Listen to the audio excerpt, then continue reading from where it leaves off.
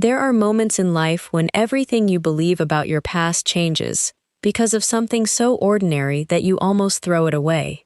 Mine wasn't a text message. It wasn't lipstick on a collar or a late-night phone call. It was a faded receipt, crumpled in the pocket of an old winter coat my husband hadn't worn in years.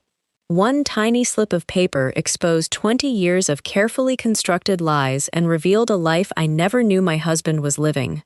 By the time I understood what that receipt really meant, the man I'd trusted for 2 decades had already built an entire second world behind my back. If you're someone who enjoys true-to-life stories filled with shocking twists and emotional revelations, take a moment to like this video, subscribe to the channel, and turn on notifications.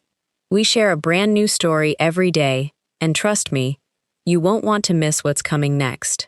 Now let me tell you how one forgotten receipt destroyed 20 years of deception. My name is Claire Bennett, and until 6 months ago, I believed I had the kind of marriage people quietly wished they had.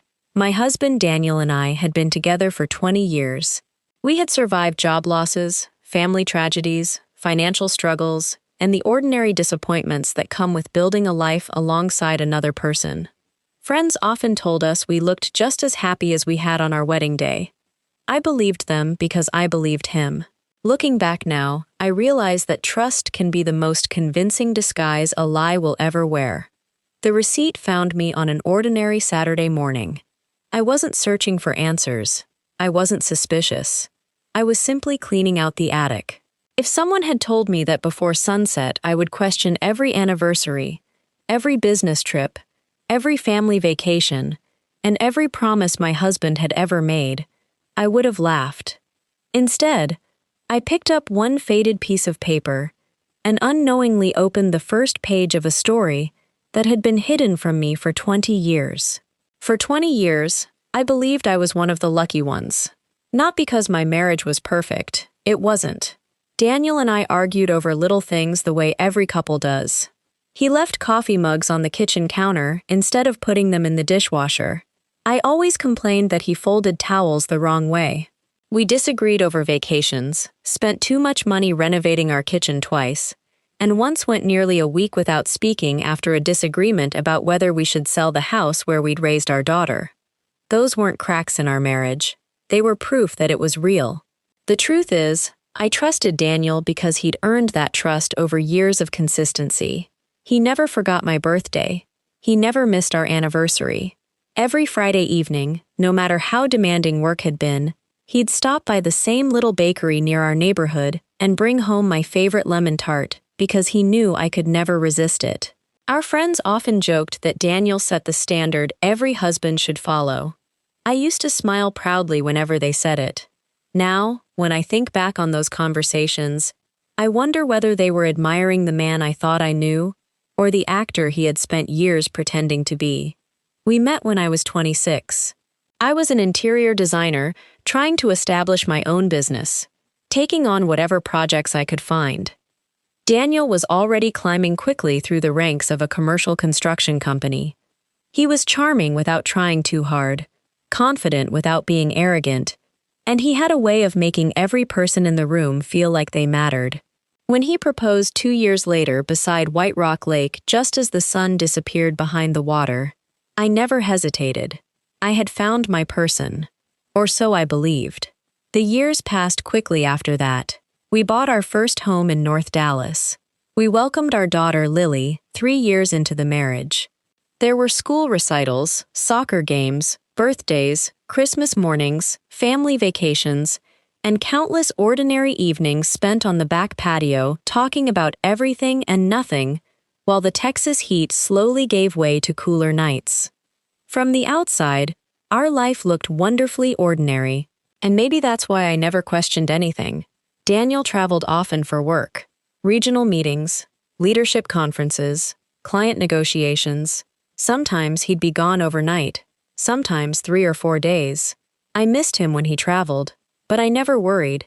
He always called before bed. He always sent pictures from airports or hotel lobbies.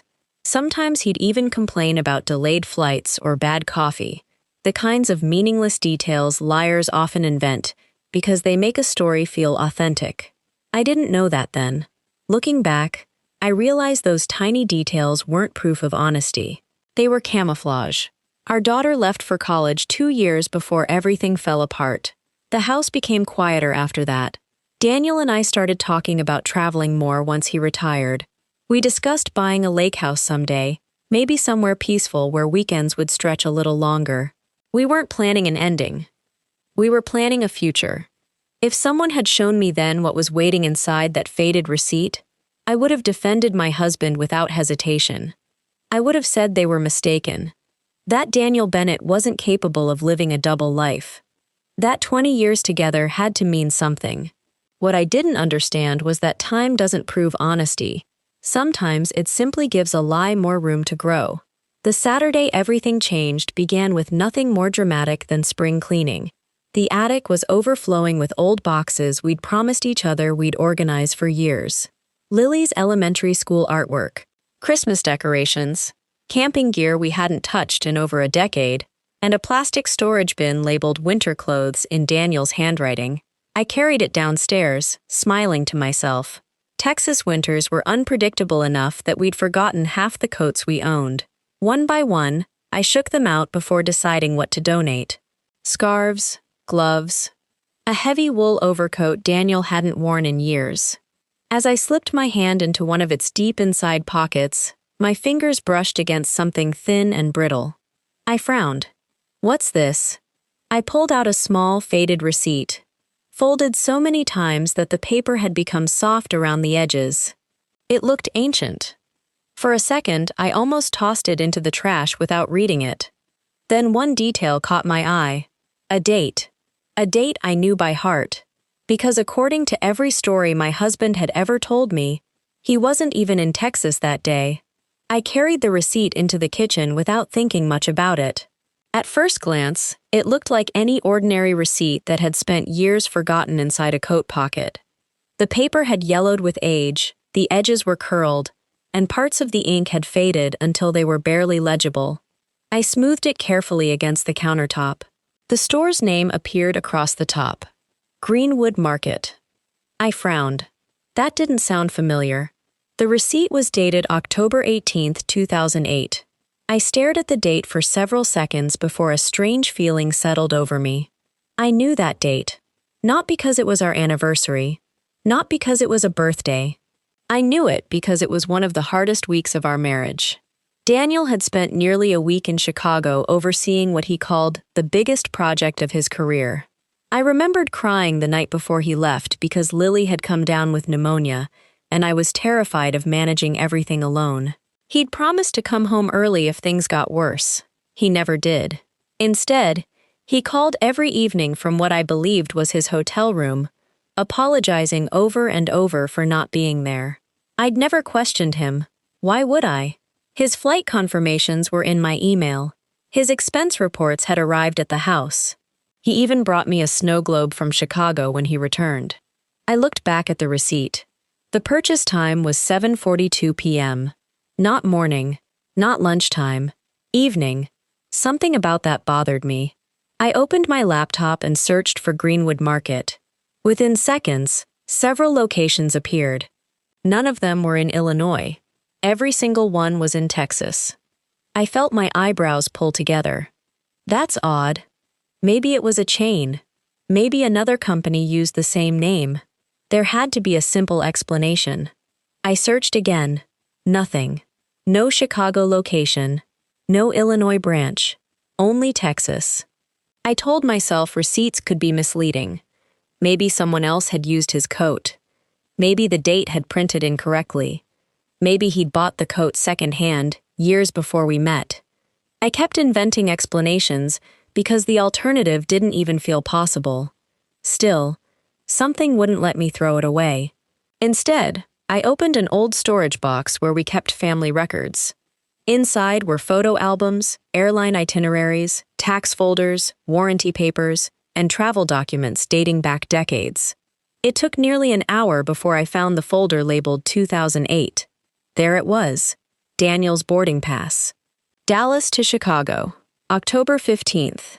Return flight, October 20th. Everything exactly as I remembered. For a moment, I actually laughed. See? I whispered to myself. You almost let a grocery receipt make you question 20 years. Relieved, I started putting everything back into the folder. Then another envelope slipped onto the floor. It was thinner than the others. Inside were several hotel invoices Daniel had submitted to his company for reimbursement. I almost ignored them. Instead, I glanced at the first page, then the second, then the third. One invoice stopped me cold. The hotel check-in wasn't October 15th.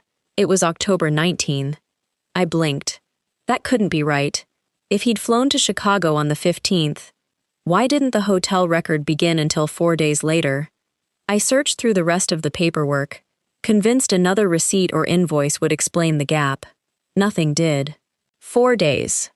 4 entire days had disappeared. According to the airline, Daniel had flown to Chicago. According to the hotel, he hadn't arrived until 4 days afterward. So where had he been?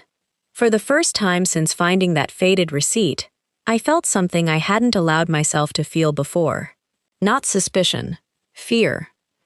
Because one missing hotel reservation could have been a clerical mistake. But 4 missing days, those couldn't be explained away so easily.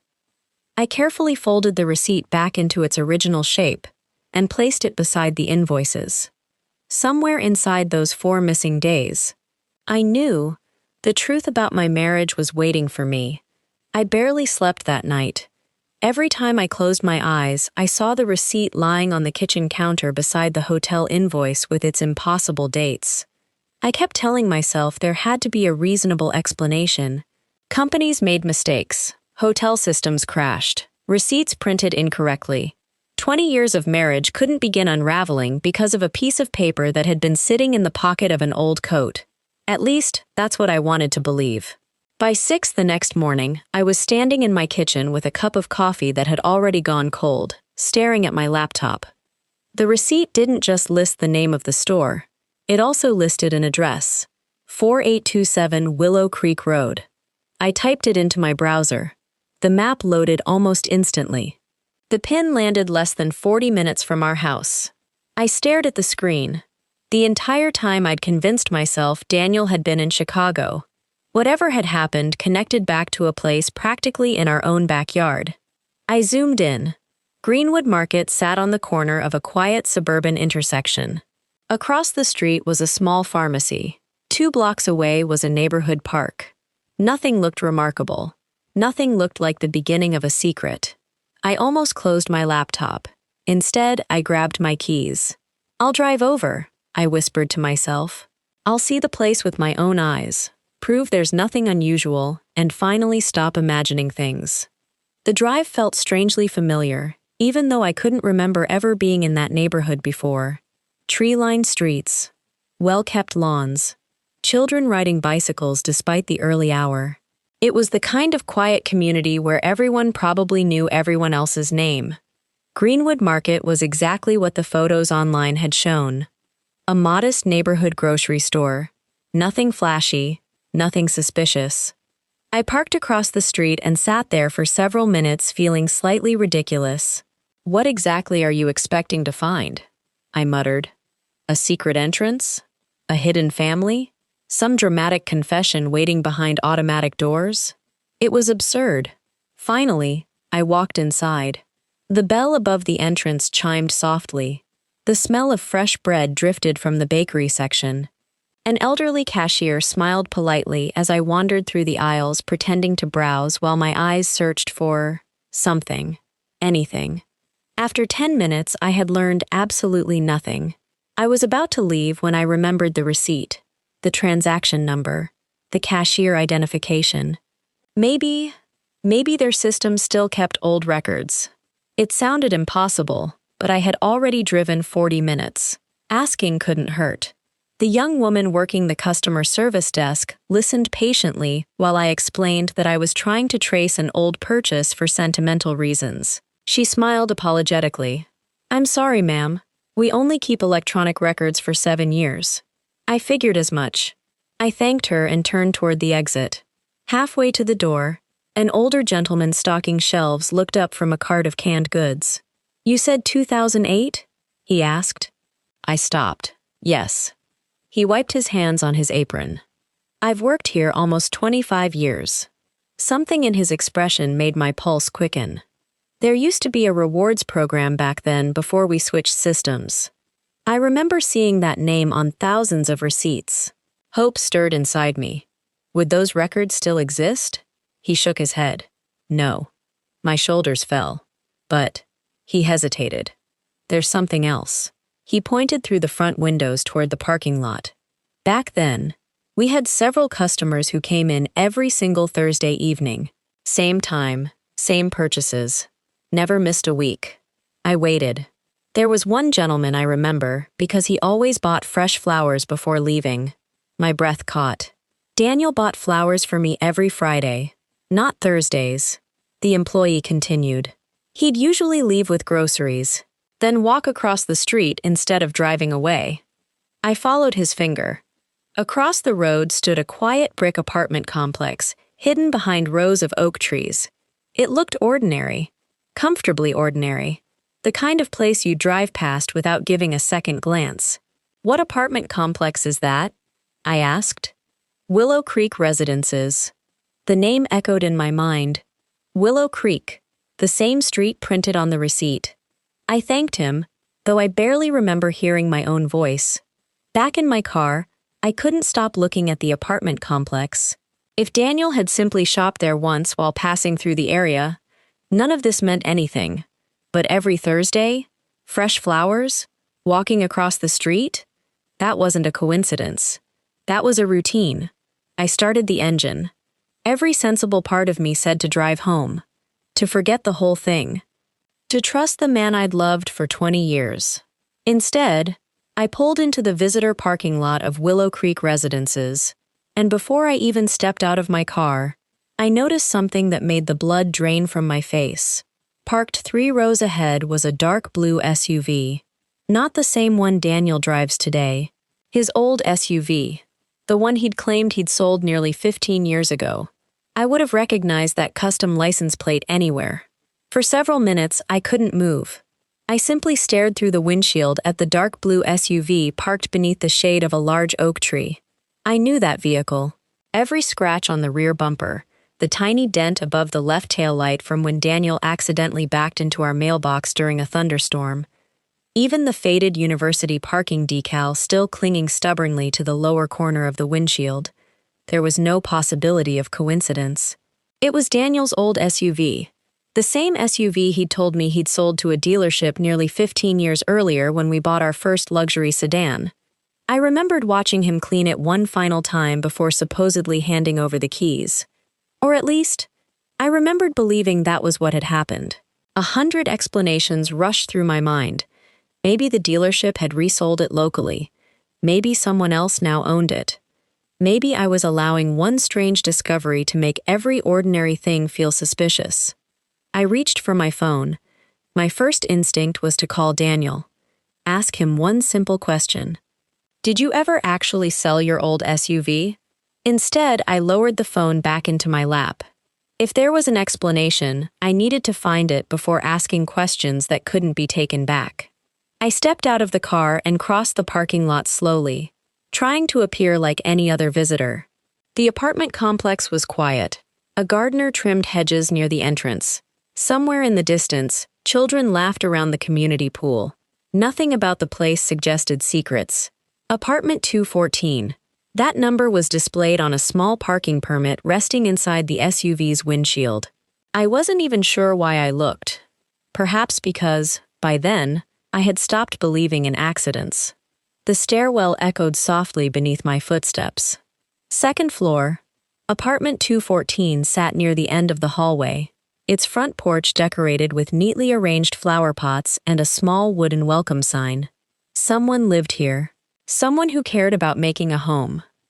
I stood outside the door longer than I should have. What exactly was I hoping for? That a stranger would answer and tell me I'd made a terrible mistake? That Daniel's old SUV belonged to a distant cousin I'd never met? My heart pounded so loudly I could hear it. Finally, I knocked. Once. Then twice. For a few seconds, nothing happened. I almost turned around. Then footsteps approached from inside. The door opened. A woman stood before me. She looked to be in her early 40s, dressed casually in jeans and a pale blue sweater, her dark hair pulled into a loose ponytail. She smiled politely. "Can I help you?" There was something immediately familiar about her. Not because I'd met her before, because I'd seen traces of her without realizing it. The lavender perfume lingering on one of Daniel's jackets 2 years earlier. A coffee mug that had appeared in his office with initials that weren't mine. The expensive silk scarf I'd found in the trunk of his car, which he'd insisted belonged to a client. Tiny moments I'd dismissed, because trust always speaks louder than doubt. "I'm sorry," I said carefully. "I think I may have the wrong apartment." Her smile remained warm. "No problem." She started to close the door. Then a voice drifted from somewhere deeper inside the apartment. "Who's there?" My entire body froze. I knew that voice. I'd heard it every morning for 20 years across the breakfast table. I'd heard it whisper goodnight. I'd heard it promise forever. "Daniel." The woman glanced over her shoulder. "I think someone has the wrong address," she called back. Footsteps moved closer. Heavy, unhurried, terrifyingly familiar. Every instinct screamed at me to leave before he reached the doorway. But I couldn't move. I couldn't breathe. I couldn't even think. Daniel appeared in the hallway behind her. For one impossible second, our eyes met. His face lost every trace of color. The coffee mug slipped from his hand and shattered across the hardwood floor. Neither of us spoke. The silence between us carried 20 years of marriage, 20 years of trust, 20 years of memories that suddenly felt fragile enough to disappear with the next breath. Finally, Daniel found his voice. "Claire," he said my name the way someone says the name of a ghost. Not because he was surprised to see me, but because he had never imagined I would find this place. The woman looked from him to me, her confusion growing by the second. "You know each other?" I looked at Daniel without blinking. Then I asked the only question that mattered. "Who is she?" Daniel opened his mouth. No words came out. It was the woman who answered instead. She looked at me with genuine confusion and said quietly, "I'm Daniel's fiancé." The world didn't seem to stop. It simply became unbearably quiet. Because in that single sentence, I realized something far worse than an affair. This woman wasn't hiding. She believed she belonged here. And somehow, she believed I didn't.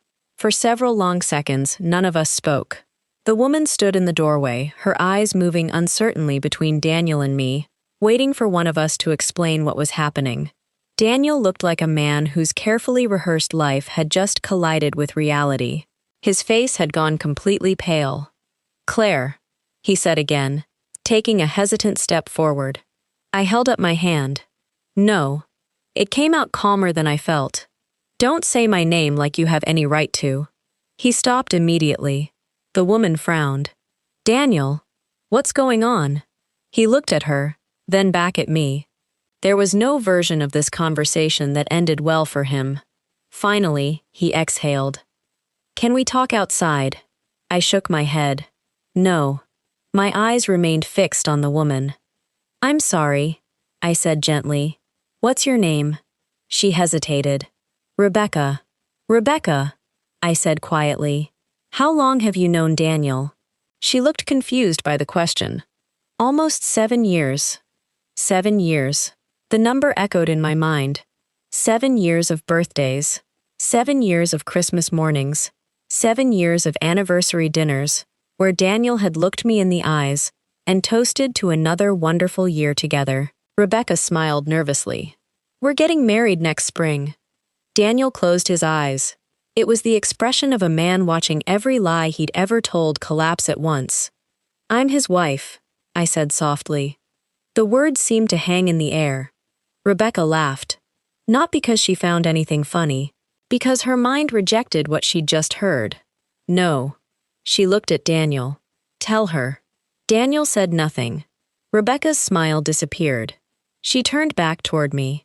"What do you mean? You're his wife. We've been married for 20 years. The silence that followed was unlike anything I'd ever experienced. Rebecca's breathing became uneven. She looked at the engagement ring on her finger, then at Daniel, then back at me. You told me your divorce was finalized years ago. Daniel opened his mouth. Nothing came out. For the first time since I'd known him, he had no explanation. No carefully prepared answer. No believable story. Rebecca slowly removed the engagement ring and placed it on the small table beside the door. I think you should leave, she whispered without looking at him. Rebecca, leave. It wasn't loud. It didn't need to be. Daniel looked at me one last time before walking past me into the hallway. Neither of us spoke until we reached the parking lot. The afternoon sun felt strangely cold. I can explain, he finally said. I laughed. It surprised both of us. It wasn't laughter born from amusement. It was disbelief. Can you? I reached into my handbag and pulled out the faded receipt. This. I held it up between us. This tiny piece of paper brought me here. Daniel stared at it. His expression changed instantly. Not guilt. Recognition. He knew exactly which receipt it was. You kept it, he whispered. I found it. His shoulders sank. For the first time, I realized he wasn't surprised I'd discovered Rebecca. He was surprised by how I'd discovered her. He had spent years protecting every secret, but he'd forgotten about one forgotten receipt in an old coat pocket. I drove home without waiting for another explanation. I didn't want excuses. I wanted facts. The following morning, I called the one person I trusted to separate facts from feelings. My accountant. Martin Ellis had handled our taxes for nearly 15 years. He knew every investment, every retirement account, every mortgage payment we'd ever made. I asked him an innocent question. Martin, could you send me copies of our financial records going back about 10 years? I'm organizing some paperwork. He didn't hesitate. Of course. By late afternoon, several encrypted files arrived in my inbox. I printed everything. Bank statements, credit card summaries, investment reports, tax returns. At first, everything looked perfectly ordinary: mortgage payments, utility bills, insurance, college tuition, exactly the life I remembered living. Then I noticed something. Every month, without exception, there was a payment to the same merchant. Greenwood Market. Not large purchases. Usually between $60 and $120. Always on Thursday evenings. Always around 7:30. My pulse quickened. I flipped through another year's statements. The same pattern. Another year. Still there. Another. And another. Eventually, I stopped counting. The transactions stretched back almost 20 years. The receipt hadn't been an isolated mistake. It had been one tiny piece of a routine so consistent that it had quietly blended into the background of our financial life. But Greenwood Market wasn't the only name appearing over and over again. A second business caught my attention: Willow Creek Property Services. Monthly payments. Always made 2 days after the grocery purchases. Always electronically transferred. I didn't recognize the company. I searched online. Nothing. No website. No advertisements. Only a business registration filed 16 years earlier. The registered address made my stomach tighten. It was the exact same address as Rebecca's apartment complex. My breathing became shallow. Whatever Daniel had been hiding, it wasn't just another relationship. It was an entire financial life running parallel to ours. And somehow, for nearly 20 years, I'd been paying for it without ever realizing it. That evening, Martin called me back. His voice sounded different, more cautious. Claire, yes? I've been looking through some of these older statements. A long pause followed. I think you need to come to my office tomorrow. Can you just tell me now? Another pause. Then he said quietly, I don't think your husband has been hiding money from you. He inhaled slowly. I think he's been moving it. And those are two very different things. I didn't sleep that night. Martin's final words kept replaying in my mind. I don't think your husband has been hiding money from you. I think he's been moving it.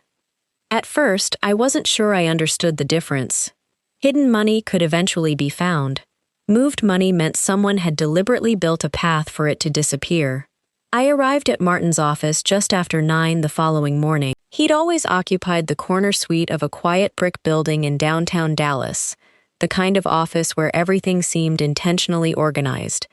The shelves were lined with neatly labeled binders, dating back decades, and every framed certificate hung perfectly level. Normally, Martin greeted me with coffee and small talk. That morning, he didn't. He simply motioned toward the chair across from his desk. "I spent most of last night reviewing your accounts," he said. I wish I hadn't. A thick binder rested between us. Colored tabs stuck out from nearly every section. I went back further than you asked. How far? 20 years. My heart sank. He opened the binder to the first tab. Do you remember opening your first joint investment account shortly after you and Daniel got married? I nodded. It was supposed to become our retirement. It did. He paused. At least, part of it did. He slid several statements toward me. At first glance, they looked ordinary. Small withdrawals, routine transfers, nothing dramatic. Then Martin stacked them side by side. Look at the dates. I leaned closer. Every transfer happened within 48 hours of a family gathering. Christmas, Thanksgiving, Easter, Daniel's birthday, his parents' anniversary. Every single transfer followed a visit with his family. What am I looking at? I asked. Martin pointed to one account number that appeared repeatedly over nearly 2 decades. The destination. I frowned. It belongs to the same person every time. He turned another page. The account holder's name appeared clearly across the top. Diane Bennett, Daniel's mother. I stared at the page without speaking. That can't be right. I checked 3 times. There has to be another Diane Bennett. There isn't. The room suddenly felt much smaller. My mother-in-law, the woman who baked my favorite peach cobbler every Thanksgiving, the woman who cried at our wedding, the woman who called me the daughter she'd never had. I remembered every birthday gift she'd wrapped so carefully, every warm hug, every holiday photograph, every conversation about grandchildren. Had all of it been genuine? Or had she been smiling at me while quietly helping her son empty our future? Martin carefully opened another section of the binder. There was something else. He placed several property records in front of me. 3 houses, 1 small commercial building, a lakeside cabin, all purchased over the past 18 years. Every property was registered solely under Diane Bennett's name. No mortgage, Martin said quietly. They were paid for in cash. My eyes widened. Cash? He nodded. And based on the timing of the transfers. His sentence trailed off. He didn't need to finish it. I already understood. Our retirement. Our investments. The money we'd saved by skipping vacations. By delaying renovations. By saying no to expensive cars.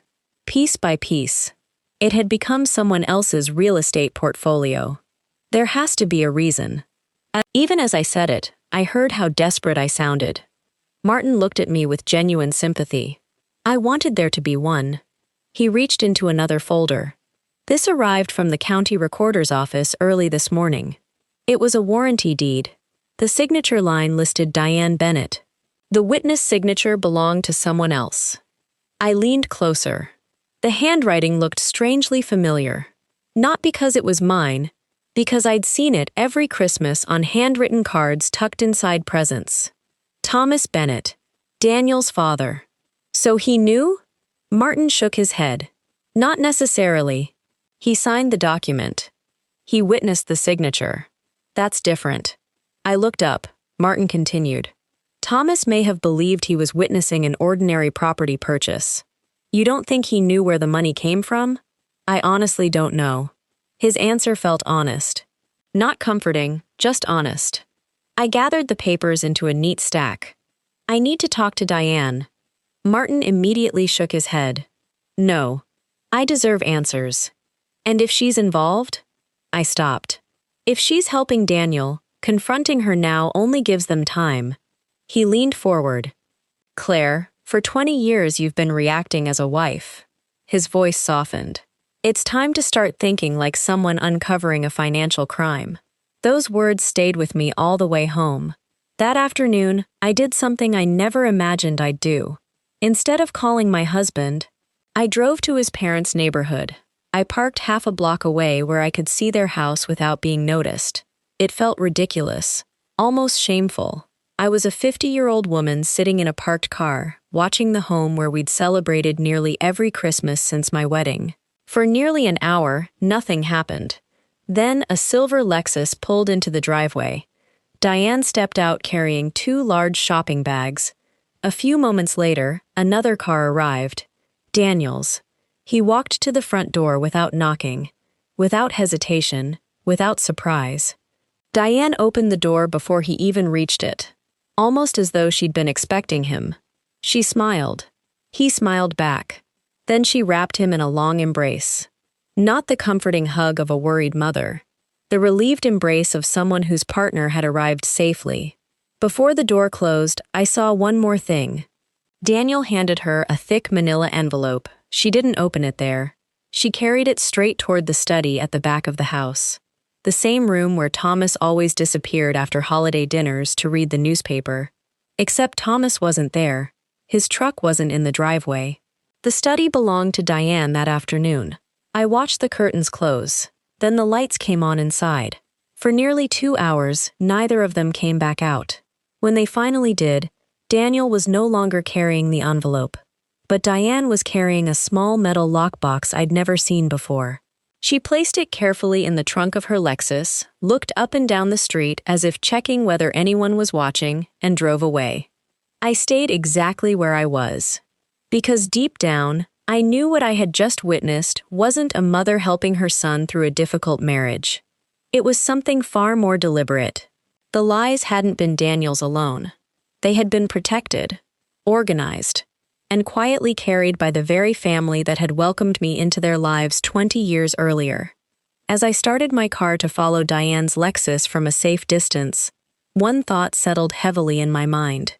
I wasn't trying to save my marriage anymore. I was trying to uncover just how many people had spent 2 decades helping my husband keep me in the dark. Following Diane that afternoon turned out to be the moment I realized I couldn't do this alone. She didn't drive recklessly. She didn't make secretive turns or look over her shoulder every few seconds like someone trying to lose a tail. If anything, she drove with the calm confidence of a woman who believed she had absolutely nothing to fear. I stayed 3 or 4 cars behind her as she made her way across Dallas, eventually pulling into the parking lot of a small office complex just outside Richardson. The building itself looked ordinary. A tax consultant occupied one suite, a dentist another. There was a title company on the 2nd floor. Diane parked near the back entrance, stepped out carrying the same metal lockbox, and disappeared inside the title company's office. She remained there for nearly 40 minutes. I never saw the lockbox again. That was enough for me. I turned my car around and drove straight to the office of the only person I believed could help me untangle what had become far bigger than an affair. Her name was Victoria Lang.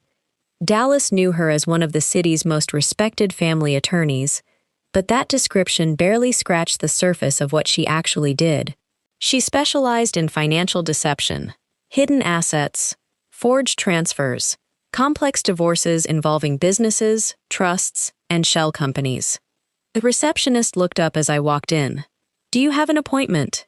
"No." She offered an apologetic smile. "Mrs. Lang is usually booked weeks in advance." I reached into my handbag and placed the faded receipt on the counter. Then the property records, then the investment statements Martin had printed. Finally, I placed a photograph I'd taken only an hour earlier of Diane walking into the title company, carrying the metal lockbox. "I think my husband has been stealing from me for 20 years. The receptionist looked down at the documents. Without saying another word, she disappeared through a hallway. Less than 2 minutes later, the office door opened. "Mrs. Bennett." A woman in her early 60s stood there, wearing a charcoal gray suit. Her silver hair was neatly pulled back, and her expression carried the quiet confidence of someone who had spent decades watching lies fall apart. "I'm Victoria Lang." She extended her hand. "Come into my office." For nearly an hour, I told her everything. The receipt, Rebecca, the apartment, the hidden properties, Diane's bank account, the title company. Victoria interrupted only occasionally to ask for dates or clarify details. When I finished, she remained silent for several moments. Then she folded her hands together. Tell me something. What? When was the last time your husband believed you trusted him completely? I frowned. This week. Good. The answer surprised me. Victoria nodded. Then don't change your behavior. You want me to pretend? I want you to survive. She leaned forward. Claire, people like your husband don't usually make one dishonest decision. They build systems. Systems? She nodded. Every successful deception depends on routine. They repeat the same patterns because repetition feels safe.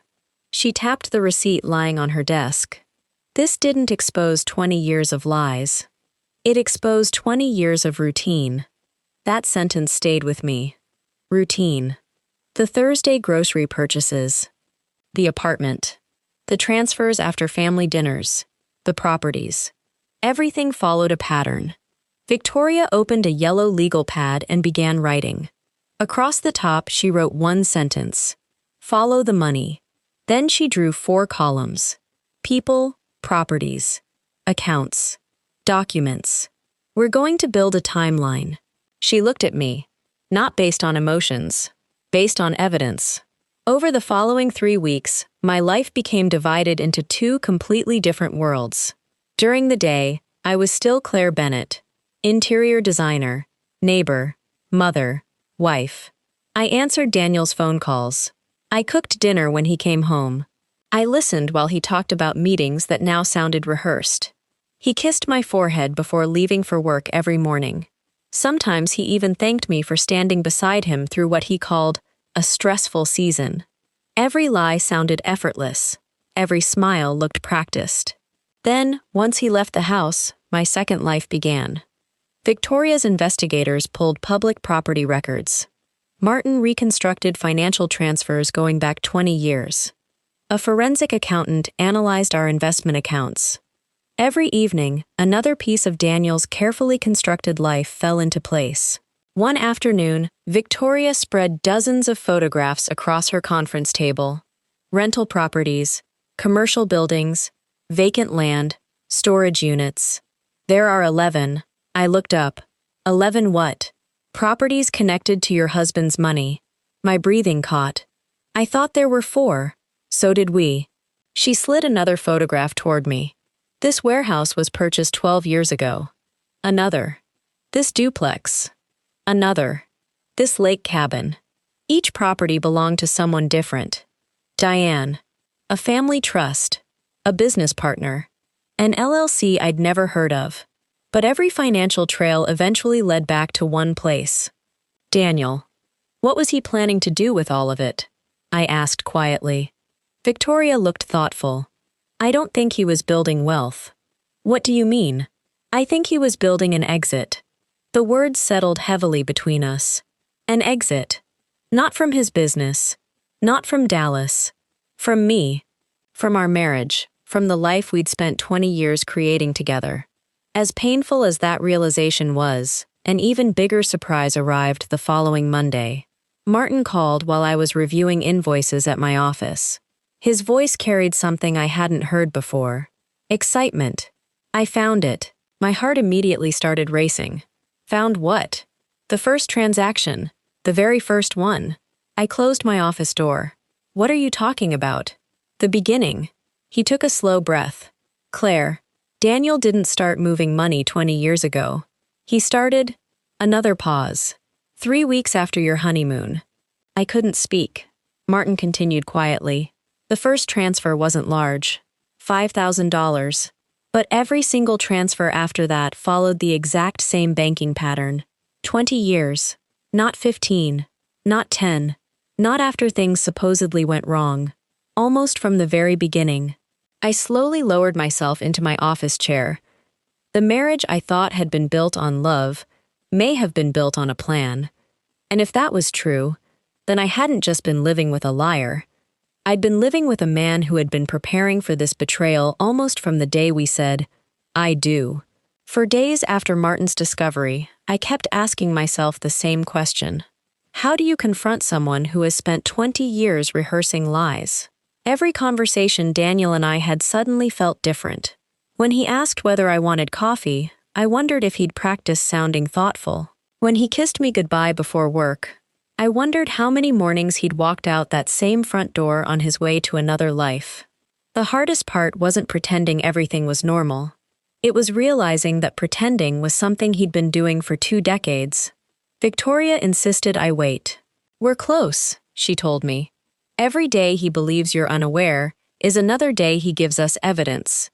The moment he realizes you know, every account, every document, every electronic trail could disappear." She was right, but patience has a cost. Every lie I listened to felt like another betrayal. Then, on a quiet Thursday afternoon, Daniel made a mistake.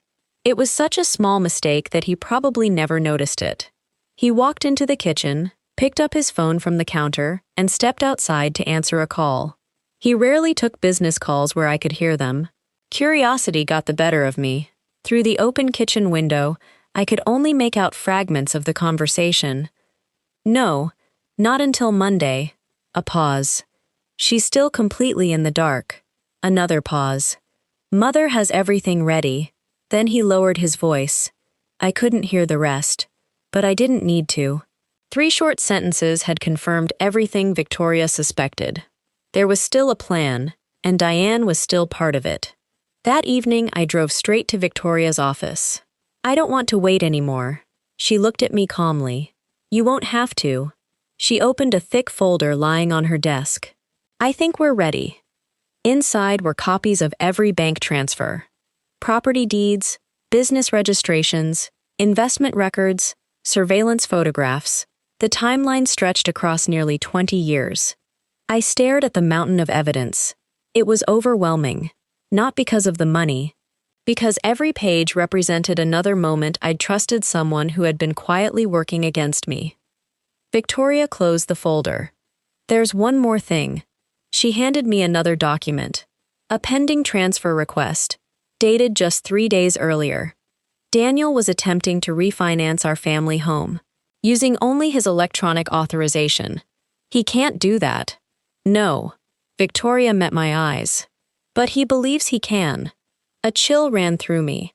If that transfer had gone through, if I had never found the receipt, I could have lost the house without realizing it until it was too late. I sat silently for several minutes. Finally, I looked at Victoria. "When? When what? When do we end this?" She smiled faintly. "Tomorrow." The next evening, I prepared dinner exactly the way I always did on Fridays. Roasted chicken, garlic potatoes, green beans, Daniel's favorite meal. The dining room looked exactly as it had every Friday for years. Candles, wine glasses, soft jazz playing quietly in the background. Nothing appeared unusual. Daniel arrived home just after 6. He smiled as he loosened his tie. "Something smells amazing." I smiled back. "It'll be ready in a minute." We sat across from each other. For several moments, we ate in complete silence. He talked about a client meeting, a delayed construction project, traffic on Central Expressway. I listened politely, almost admiring how naturally he could lie without hesitation. Finally, he looked up. "You've been quiet lately." "I've been thinking." "About?" "Our marriage." His fork stopped halfway to his mouth. "What about it?" I stood, walked calmly into my office, and returned carrying a small cardboard box. I placed it gently in the center of the dining table. Daniel looked at it without understanding. "What's this?" "Open it." He hesitated, then slowly lifted the lid. The first thing he saw was the faded grocery receipt. His expression changed instantly. Beneath it lay copies of the bank statements, the property deeds, photographs of Rebecca's apartment, records from Greenwood Market, transfer histories, business registrations, the pending refinance request. Every piece of evidence Victoria's team had spent weeks assembling. Daniel didn't touch a single page. He simply stared into the box. His breathing slowed, not from relief, from calculation. I recognized the look immediately. He was searching for a way out.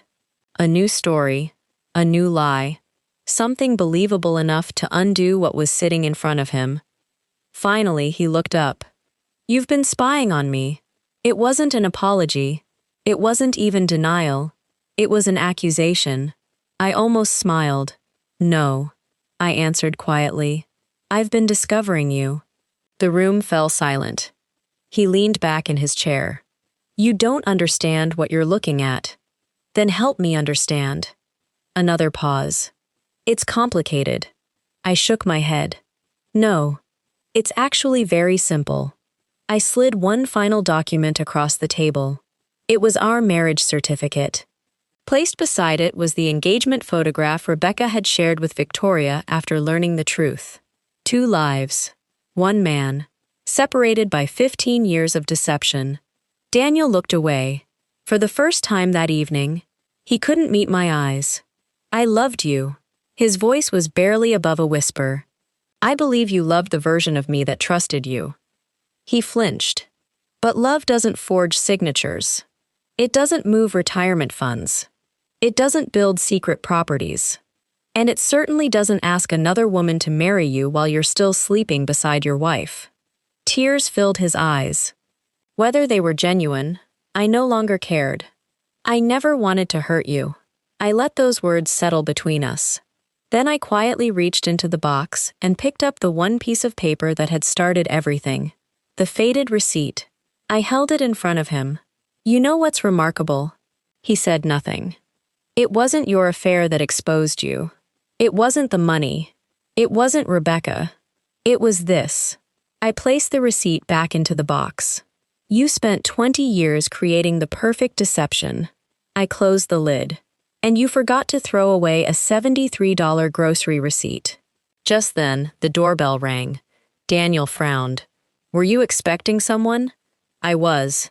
Before he could stand, I walked calmly to the front door. When I opened it, Victoria was standing there. Beside her were 2 forensic accountants, a process server, and a sheriff's deputy. I stepped aside. Without taking my eyes off Daniel, I said quietly, "Your turn to explain." The courthouse didn't look the way I'd imagined it would. There were no dramatic speeches echoing through crowded hallways, no reporters waiting outside with cameras, no audience eager to witness the collapse of a 20-year marriage. Instead, it was quiet, almost painfully quiet, the kind of silence that forces you to hear your own thoughts. 6 weeks had passed since the night Daniel opened the cardboard box at our dining room table.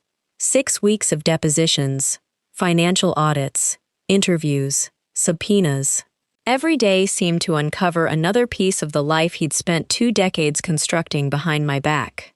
By the time the hearing began, the affair had become the least significant part of the case. The courtroom was filled with bankers, forensic accountants, document examiners, and legal assistants carrying thick binders of evidence. This was no longer simply a divorce.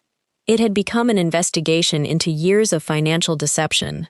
Daniel sat across the room beside his attorney. He looked different, not because he'd aged, because the confidence that had always defined him was gone. For the first time since I'd met him, he looked uncertain. His eyes found mine only once. I didn't look away. I simply nodded politely before returning my attention to the judge. Victoria leaned toward me. "Remember," she whispered, "today isn't about proving he's a bad husband. It's about proving what he did." That distinction mattered. Feelings could be argued. Facts could not. The first witness was Martin. He calmly walked the court through 20 years of bank statements, investment accounts, retirement funds, and transfers. Large screens displayed timelines stretching across 2 decades. Each colored line represented money leaving our joint accounts. Each destination eventually connected to the same network of companies, trusts, or property purchases. Victoria stood beside the screen. "Mr. Ellis," she began, "did these transfers occur by accident?" "No." "Were they consistent?" "Extremely." "Would you describe them as random?" "Not at all." Martin pointed to one highlighted section. They followed repeating patterns: holidays, family gatherings, business trips. The timing became so predictable that we were able to anticipate where additional records would be found. Daniel's attorney stood. Isn't it possible these were simply legitimate investments? Martin smiled politely. If they were legitimate, Mrs. Bennet would have known they existed. The courtroom fell silent. Next came the forensic document examiner. She compared my authentic signature with the electronic authorization used to begin transferring ownership of our home. The differences looked subtle at first, until she enlarged them. The pressure points are inconsistent. She pointed with a laser. The spacing differs. Another comparison appeared. The formation of the capital C is entirely different. She looked toward the judge. In my professional opinion, these signatures were not written by the same individual. Daniel shifted uncomfortably in his chair. It was the first visible crack in the composure he'd fought to maintain all morning. Then Victoria introduced the piece of evidence that surprised almost everyone in the room. The faded grocery receipt. It looked almost insignificant compared to the stacks of financial records surrounding it.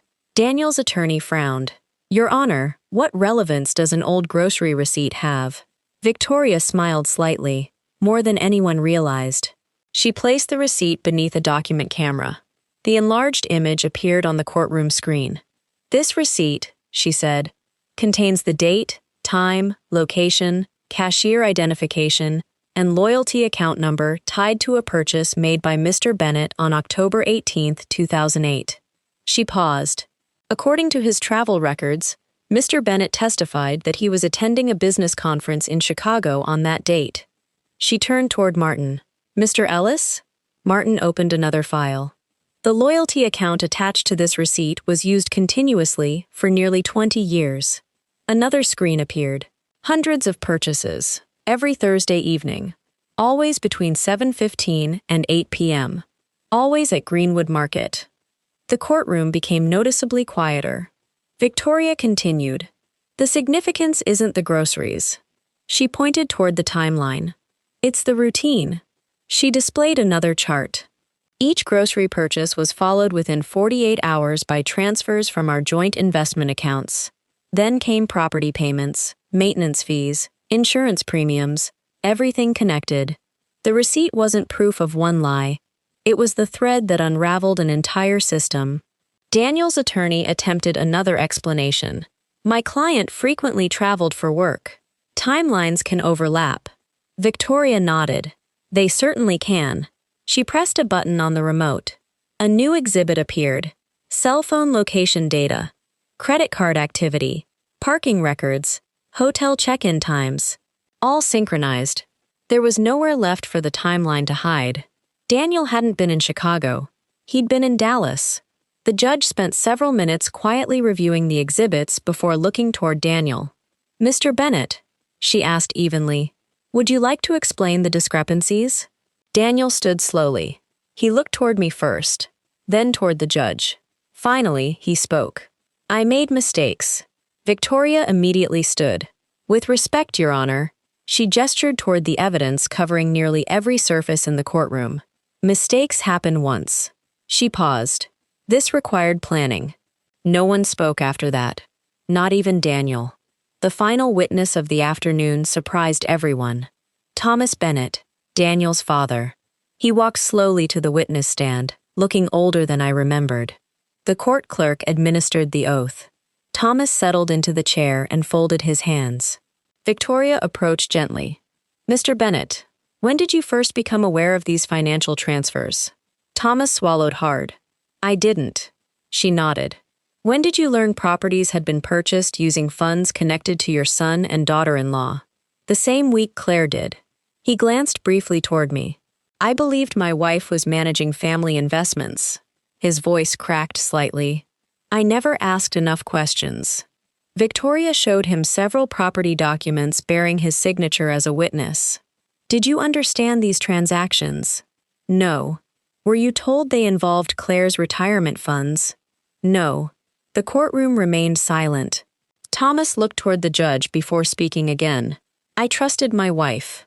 Then he looked at Daniel. And I trusted my son. He lowered his head. I was wrong about both. It wasn't loud. It wasn't dramatic. But somehow, Those 7 words carried more weight than every financial document presented that day. The judge recessed the proceedings until the following morning to review the evidence. As everyone slowly filed out of the courtroom, Daniel remained seated alone at the defense table. The confidence that had carried him through 20 years of deception was gone. He looked up as I walked past. "Claire," I stopped. For a moment, neither of us spoke. Then he asked the question I never expected to hear. "Is there any chance you'll ever forgive me?" I looked at the man I'd loved for 20 years, the man who had built 2 lives while convincing me we shared one. Then I answered with complete honesty. "Forgiveness isn't the thing you're asking for," he frowned. "What do you mean?" I held up the same faded receipt that had changed everything. "You're asking me to forget." I gently placed it back into my folder. "And that's the one thing I can never do." The judge's decision would be delivered the next morning. But as I walked out of that courtroom into the bright Texas afternoon, I realized something unexpected. I no longer cared how the marriage ended. I cared about something far more important. The truth had finally caught up with the lie, and for the first time in 20 years, it wasn't running behind anymore. People often imagine that the day a judge signs the final order is the day everything gets better. It isn't. The courtroom gave me justice. It didn't give me peace. Peace arrived much more quietly, in moments so ordinary that I almost missed them. The first morning after the trial, I woke up before sunrise out of habit. For 20 years, I'd started my mornings by making coffee for 2. Without thinking, I reached for Daniel's favorite mug before stopping halfway across the kitchen. I stood there for a long moment, staring at it. Then I placed it back in the cabinet. It wasn't a dramatic moment. No tears, no anger. Just the quiet realization that my life had changed forever. The house felt impossibly large after Daniel moved out. Every room carried memories. The dining room where we'd celebrated anniversaries. The living room where Lily had opened Christmas presents. The back patio where we'd planned a retirement that was never real. For weeks, I considered selling the house. Not because I couldn't afford to keep it. Because I wasn't sure I could breathe inside it anymore. Victoria advised me to wait. "Don't make permanent decisions while you're still grieving temporary emotions," she said. It was some of the best advice anyone gave me. Instead of putting the house on the market, I changed it. I repainted the walls, replaced the dining room table, moved furniture that hadn't shifted in nearly 15 years. The bedroom was the hardest. I donated the oversized bed we'd once shared and bought something entirely different. Smaller. Simpler. Mine. For the first time since I was in my 20s, every decision inside that house belonged to me alone. Lily came home the weekend after everything became official. She wrapped her arms around me before either of us said a word. "I'm sorry," she whispered. I held her tightly. "You have nothing to be sorry for." She pulled back and looked at me with tears in her eyes. "I keep wondering if there were signs." There probably were. Why didn't we see them? I smiled sadly. Because we weren't looking for them. Children aren't supposed to investigate their parents. Wives aren't supposed to question every business trip. Trust isn't foolish. It's necessary. The shame belongs to the person who abuses it, not the person who offers it. Those words seemed to lift something from her shoulders. For the first time in weeks, she smiled. A few days later, Rebecca called. I hadn't spoken to her since the trial. "I was afraid you wouldn't answer." "I almost didn't." "I understand." She was quiet for a moment. "I just wanted to tell you something." I listened. "I've been replaying everything he ever told me." "So have I." "I keep wondering how I missed it." I laughed softly. "So do I." Neither of us had an answer. Maybe there wasn't one. Some people become so skilled at deception that everyone around them begins doubting themselves instead. Before we ended the call, Rebecca said something I'll never forget. "You know what? I don't think either of us lost him." I waited. "I don't think either of us ever really had him." After we hung up, I sat in silence for a long time. She was right. I hadn't lost the husband I believed I'd married.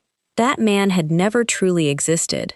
Several weeks later, Martin stopped by the house with a small box. I found these while organizing your old financial files. Inside were photographs from our honeymoon, ticket stubs, restaurant receipts, postcards we'd mailed to ourselves so we'd remember little details years later. At the very bottom lay another receipt. My heart skipped. For one terrifying second, I couldn't bring myself to touch it. Then I laughed. It was from a tiny cafe in Santa Fe where Daniel and I had shared breakfast on the second morning of our honeymoon. For years, I would have treasured it as proof of a beautiful memory. Now it reminded me of something else. Not every receipt tells a lie. Some simply remind us where we've been. The difference is learning which ones deserve to be kept. Autumn arrived sooner than expected. The maple tree in the front yard turned shades of gold and crimson, scattering leaves across the driveway every morning. One Saturday, while raking them into neat piles, my neighbor Margaret walked over carrying 2 cups of coffee. "I've been meaning to ask you something." "What is it?" "How are you really doing?" I looked around the yard. The freshly painted front door. The flower beds I'd planted myself. The quiet house behind me. Then I answered honestly, "I'm healing." She smiled. "You seem lighter." I thought about that after she left. Lighter. Not because life had become easier. Because I was no longer carrying the weight of someone else's deception. A month later, I received a handwritten letter from Thomas. He had filed for divorce from Diane. He apologized again for not seeing what had been happening for so many years. At the end of the letter, he wrote something that brought tears to my eyes. "Family isn't the people who share your last name. Family is the people who protect your heart." I failed to do that, and I'll regret it for the rest of my life. I folded the letter carefully and placed it inside a drawer, not because I wanted to remember the pain, but because I wanted to remember that even after devastating betrayal, some people still choose honesty. As winter approached, I found myself returning to Greenwood Market. Not because I enjoyed reopening old wounds, because I refused to let one place belong to my past forever. I walked the same aisles, bought fresh flowers for myself, stopped at the same checkout lane where that faded receipt had first been printed 20 years earlier. When the cashier handed me my receipt, I smiled. This one wasn't evidence. It wasn't the beginning of another lie. It was simply proof that I was still moving forward, one ordinary purchase at a time. And as I walked out into the crisp afternoon air, I realized something that would have seemed impossible only a few months earlier. I no longer measured my life by what Daniel had taken from me. I measured it by everything I had finally taken back. My home, my future, my peace, and most importantly, myself. People often ask me whether I regret those 20 years. It's a fair question. After everything Daniel did, after every lie, every hidden account, every carefully planned deception, you'd expect me to wish I could erase that entire chapter of my life. For a long time, I thought I did. I thought about all the birthdays we'd celebrated, the vacations we'd taken, the quiet evenings on the back porch when we'd talked about growing old together. I wondered whether any of it had been real, whether every smile had been rehearsed, whether every promise had simply been another investment in a future he never intended to share with me. Eventually, I stopped asking those questions. Not because I found all the answers, because I realized they no longer had the power to change my future. Healing didn't happen the day the judge ruled in my favor. It didn't happen when Daniel moved out. It didn't happen when the money was returned or when the fraudulent property transfers were reversed. Healing began the morning I stopped introducing myself as a woman who had been betrayed and started introducing myself as a woman who had survived. There is a difference. One keeps you trapped in the worst thing that ever happened to you. The other reminds you that you lived through it. Several months after everything was over, Lily invited me to spend a weekend with her. On our last evening together, we walked through a small outdoor market as the sun was beginning to set. There were musicians playing nearby, children running between food stalls, couples laughing over coffee, life moving forward without asking anyone's permission. As we passed a little stationery shop, Lily stopped suddenly. "Mom." She picked up a leather journal and handed it to me. "You should have this." I smiled. What would I write in it? Whatever comes next. 4 simple words. Whatever comes next. For 20 years, someone else had been quietly deciding the direction of my life without my knowledge. Now, every blank page belonged to me. That journal sits on my bedside table today. Its first page contains only one sentence. The truth didn't ruin my life. It returned it to me.